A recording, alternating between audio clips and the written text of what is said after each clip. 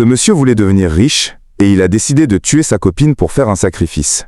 Quand sa copine a voulu rentrer dans la chambre du monsieur, sa servante a déjà fait signe à la fille. La fille, étonnée, refuse d'entrer dans la chambre.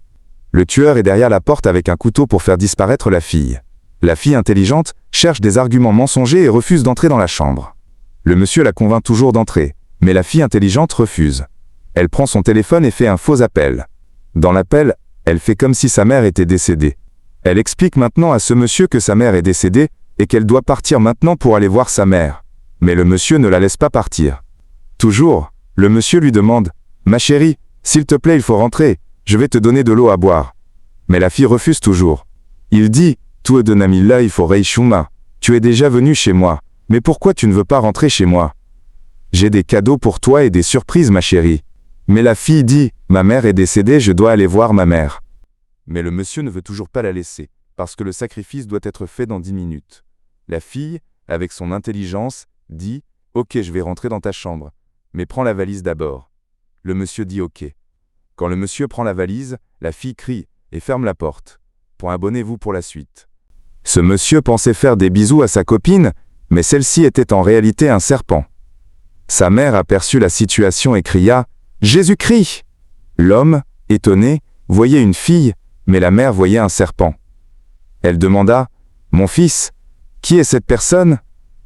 Il répondit « Maman, c'est ma copine. » La mère dit « Que Dieu épargne, mon enfant, c'est un serpent. » Mais la fille ne disait rien.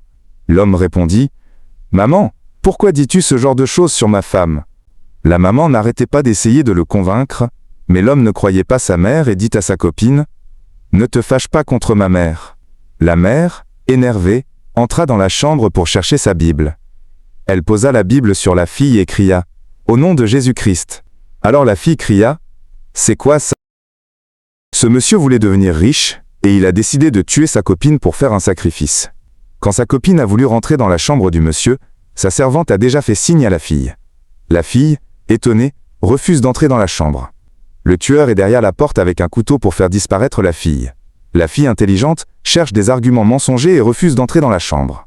Le monsieur la convainc toujours d'entrer, mais la fille intelligente refuse. Elle prend son téléphone et fait un faux appel. Dans l'appel, elle fait comme si sa mère était décédée. Elle explique maintenant à ce monsieur que sa mère est décédée et qu'elle doit partir maintenant pour aller voir sa mère. Mais le monsieur ne la laisse pas partir.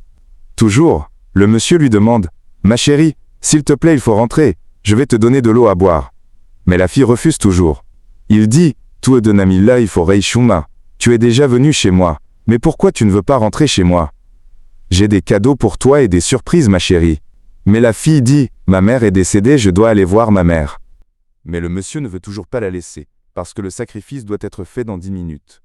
La fille, avec son intelligence, dit « Ok, je vais rentrer dans ta chambre, mais prends la valise d'abord. » Le monsieur dit « Ok. » Quand le monsieur prend la valise, la fille crie et ferme la porte. Abonnez-vous pour la suite.